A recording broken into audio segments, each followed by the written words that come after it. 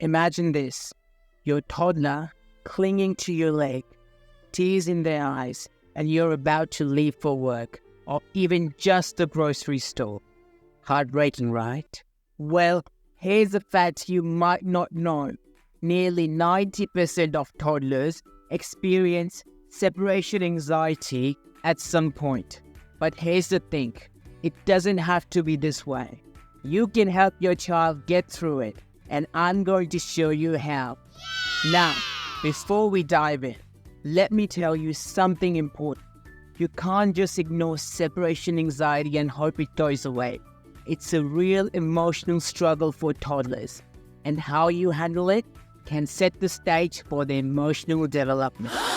That's right, what you do now can impact how they deal with separation and independence for the rest of their lives. Hey there, I'm Ryan Lookman, an early childhood teacher and educational leader with a master's degree and over 10 years of experience working with toddlers. On this channel, I share tried and true parenting tips to make your life easier and help your little ones thrive.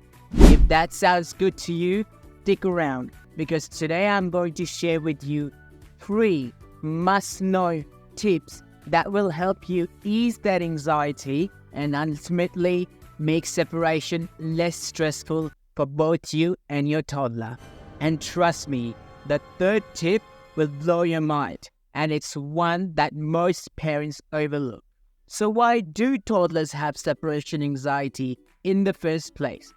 Well, it usually starts around 8 months and can last until 3 years old. They are just starting to realize that you and they are separate people, and they don't yet understand that when you leave, you'll come back. To them, it feels like you're disappearing forever. Sounds intense, right? And trust me, it's not just about you going to work. It can happen when they go to daycare or even when you leave them with a babysitter for a few hours. Alright, tip number 1. Create a goodbye ritual. This is a powerful way to make your toddler feel secure. It's a small routine that you do every time you leave. For example, you can say the same phrase like "I'll see you soon," give them a hug, and maybe a special wave. What this does is provide consistency. They'll know what to expect, and it reassures them that you'll be back soon. But here's the key. Don't linger. Once you say goodbye, leave. Prolonging it actually makes the anxiety worse. Tip number 2.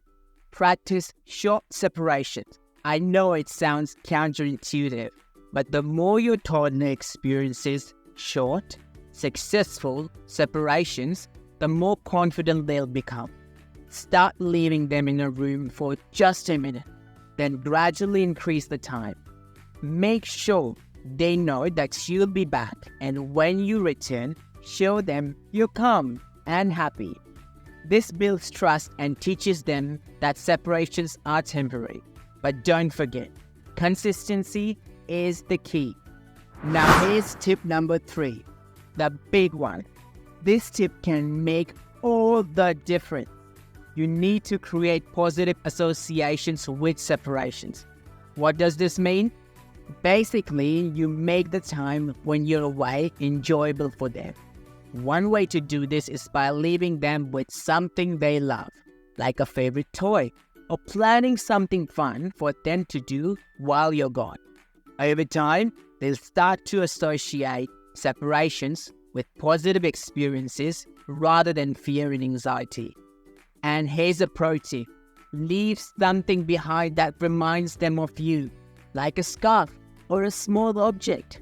It's a comforting reminder that you're coming back. But what if things don't go smoothly? It's completely normal for there to be setbacks. Every child is different.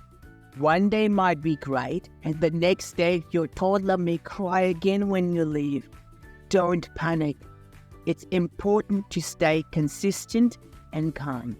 Stay positive, and remember, separation anxiety is a phase.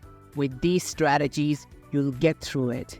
and your toddler will learn to feel secure and confident even when you're not there. So to recap, use a consistent goodbye ritual, practice short separations, and create positive association. Follow these 3 tips, and I guarantee that your toddler will start feeling more comfortable with separations. And hey, if you're dealing with any other toddler challenges, you won't want to miss my next video where I talk about how to handle toddler tantrums like a pro. Trust me, it's a game changer. Don't forget to subscribe and let me know in the comments if you tried any of these tips.